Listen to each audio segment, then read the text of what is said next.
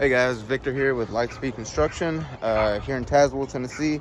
Just checking up on the roof and gutters that got done out here. On this roof, we did a Owens Corning Oak Ridge Onyx Black shingle. You can see here.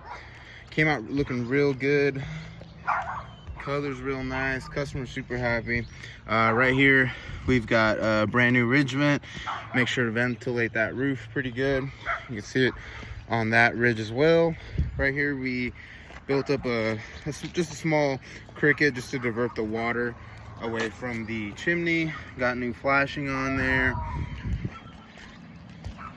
Take you guys over here just so you can see the two valleys.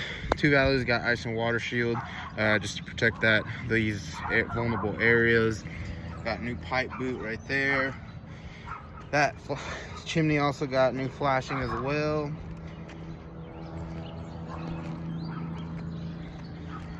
We did do new drip edge on there to make sure everything's good on this roof. And then just right here, it's just a shot of the brand new gutters that got done in black.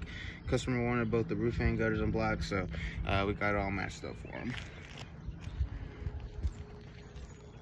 There we go, guys. Thank you.